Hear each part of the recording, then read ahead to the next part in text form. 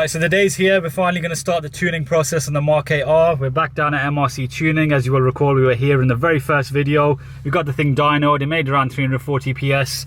And yeah, the plan for today is we're going to be going stage 1. We're going to get the car in shortly. We need to do the ECU unlock first. As you know, the MK8 is now unlocked for tuning, so we need to physically do that on the car. Stage 1 today then, Doug. Yeah, let's see what it does. We're first doing the de-leaf process. And then from there, get rid of the plants. Get rid of the plants. We're going to stick to totally bone stock hardware today. Normally you guys said you'd remove the snow grate, right? It's typically remove it, at least, if not a panel filter as well, but we'll keep it all stock. What are we thinking, around 390-ish? I'm seeing figures. It'd be nice if it does that, yeah. Yeah, awesome. We'll soon see.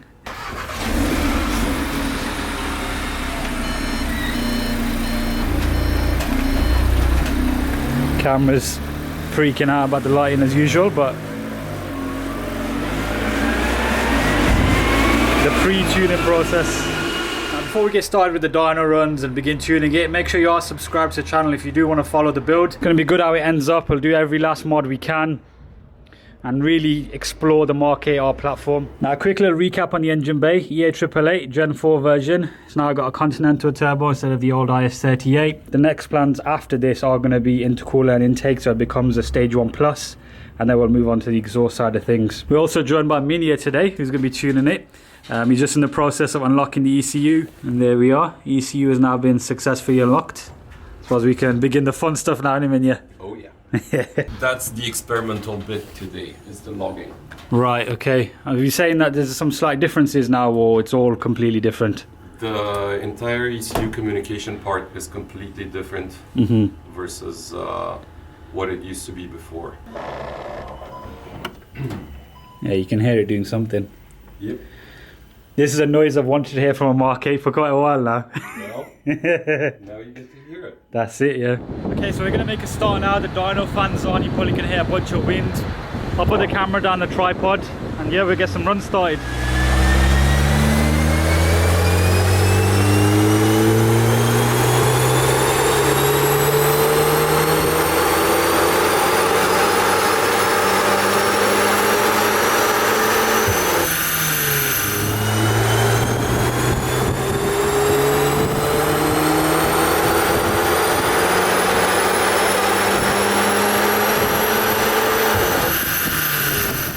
These are the 2 runs it did, 340 back to back like it did in the very first video. What's the next steps from here then, Minia?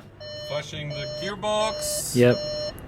Flashing a base, tuning the ECU, and then taking it from there. So the airbox has to come out then next, Doug? Yeah, just to bench the gearbox, just because it doesn't flash OBD. Right, okay. Oh, so there's another connector down there.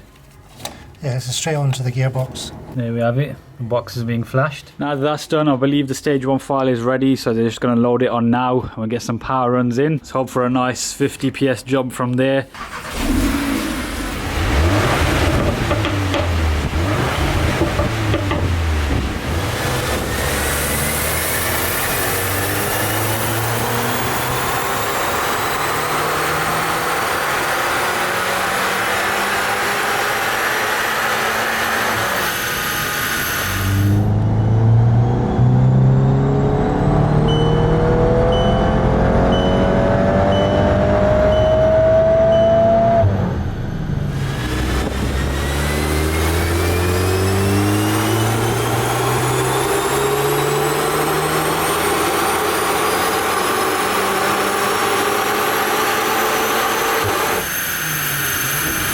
Right, so we've done multiple different runs.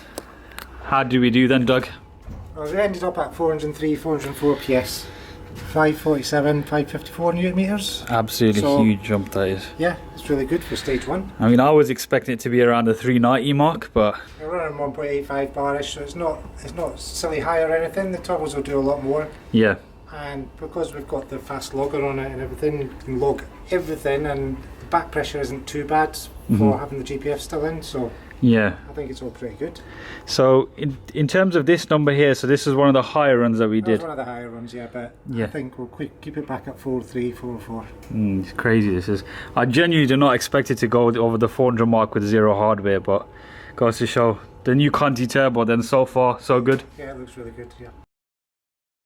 Okay folks, here we are in the MK8. I thought we'd go for a little drive now that it's stage 1. Just want to give a massive shout out to MRC Tuning again, Minia and Doug for all their help last night. We basically road logged it, did the full works, and this is basically the start of the tuning journey, let's say. And I will get to all the draggy dates and all that at the end of the video, so don't worry about that. I just want to give you my first driving impressions. It's now of course got the MSS springs on there, slightly lowered. We have got DCC shocks, and we also have got the Goodyear Eagle F1 Super Sport tyre on there, 245 40 18 all round.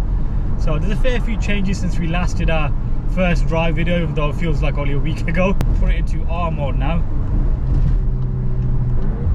Car's already warmed up. Okay, that's a bit aspo. Yeah, they did end up adding a bit of overrun in. As you may remember, this car's already got a pretty aggressive overrun. Try and find the ESC Sport. There it is. Yeah, faff. But like, yeah, it carries on a bit now. I'm sure long-time viewers of the channel will know my opinions on overruns, but it's just to show you guys what can be done. Now I'll quickly just put it back into comfort just to discuss all the boring stuff first about the ride quality. I know it's not boring because this is a daily car and it should be comfortable. The MSS springs haven't really changed the ride quality much. Even though it is lowered, it's not crazily dropped. Changing the bump stops out, I believe, played a big part in that. But yeah, they've got the different spring rates at the back, so yeah, this is comfort mode right now. As a van is parked in the middle of the road. So the dampers are in their softest setting. This is a bumpy British B road. It's not exactly perfect, potholes everywhere, but I'm sure you can tell not much cabin intrusion. Here's a speed bump here, you could judge. Nice and comfortable, no crashing about. So yeah, top marks from that element. I do wish the kit goes a bit lower though. At the minute the rear's sitting a bit higher than I'd like. It's got 5mm more on the adjuster, but it looks like it could do with a bit more than 5mm. But we'll see, maybe it needs a bit more settling because it's a stiffer spring. We have now got a national speed limit here, so we got the village. If I boot it first here, jeez, oh my god, that's brutal for stage 1. Jeez, it has some thrust. The best way I could describe this, folks, it feels like a stock RS3 now. It makes about the same power, 400 PS, and it feels about that much as well. You don't feel like, oh, it's just a company. Can you hear this wind rushing noise? That's like air being forced to the OPF.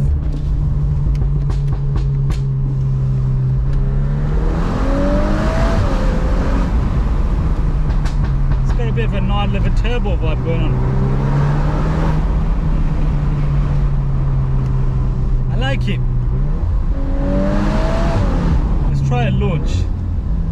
I know it's a bit of extra load compared to standard, but let's see how it does. Oh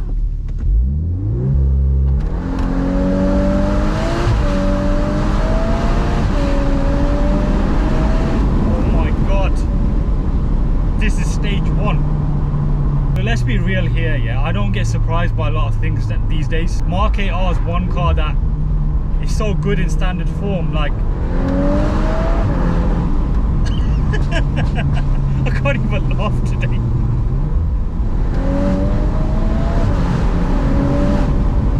This is silly fast. Silly fast. If you need a quick hot hatch, this is all you need. A MK8 stage 1. I actually quite like the volume. I've gone out of having cars too crazy loud. Of course we are going to go stage 2 for the data purposes, but I'd be totally satisfied with this.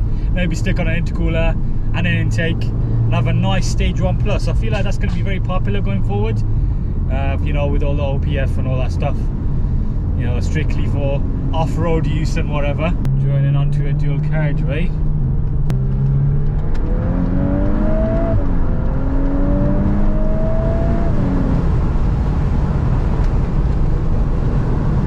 Oh, this has got some shove.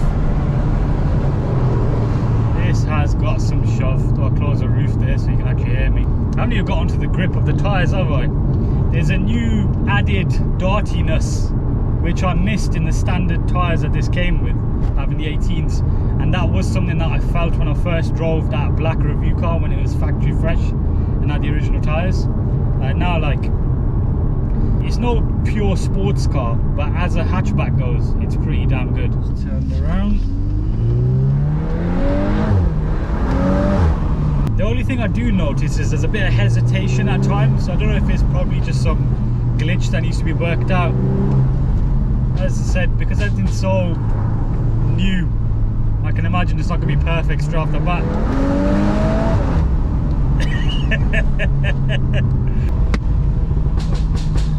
That was a big rock. I don't know if you guys saw that. Was that a rock or something fell off the tree? Now, the real question I've got in my mind is how is this going to feel like when it's stage 2? Because stage 2, I reckon, will probably be around 450 horsepower comfortably. OPS removed, intercooler, intake, the lot. And then, you know, if you want to play around with some octane booster or 110, it's going to be touching Daza stage 2 or Daza stage 1 levels. So it's impressive, the little Continental turbo. Then again, these cars aren't cheap anymore. This is about the price of a used Daza Sportback anyway.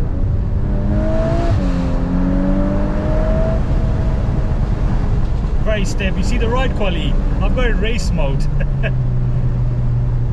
If you got DCC, it's definitely not a problem lowering it. As we slow down for a village, I just remembered my brake pads aren't, well, they haven't got too much life in them. But yeah, apologies if my thoughts are all over the place. Just trying to process how we've got to stage 1 2 litres being like this. Then again, I suppose it's basically like a stock A45S kind of vibe. That's a 2 litre. Now, from what Minnie was telling me about the RPMs, he's upped it by 200, but we haven't been able to remove the auto upshift, so he hasn't got pure manual mode yet. It's a bit disappointing, but they are working on it. As I said, everything's new, so just gonna have to wait, I guess. But look, if I don't do nothing, upshift. Or a car. What a car. The bridge here, let's be a bit as well.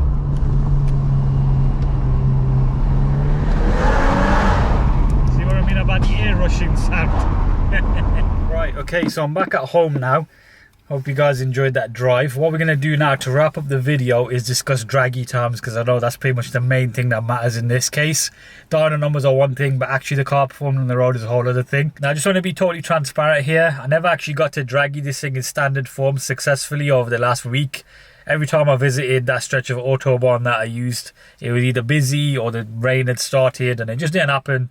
But I do have data from that stretch from the car that I reviewed last year, totally standard. And the stage 1 numbers that I did were on the exact same stretch in the same conditions pretty much. So should give you a nice basis for comparison. Now, I did do multiple runs in that car and as well as this one in the same session back to back. So what I'll do is I'll put the best time and the worst time. So there'll be 2 times for each stock and stage 1 on the screen now. So what you can see here on the standard car, the best I managed was an 11.79, and then it sort of averaged out to 12 seconds after back-to-back runs, obviously with a bit of heat soak and whatnot. And on the stage 1 car, I managed the best of around 9.8-ish, and then after a few runs it became a 10-second flat run. So basically what it shows is that it's 2 seconds faster with the stage 1 flash. Bear in mind that's zero hardware. Oh wow, birds just literally just, yeah, not great, is it? Now, from what I can tell, the mid to high 9s is kind of the same territory as a totally stock RS3 Daza, like that one, for example. So it's pretty good going. They make 400 PS.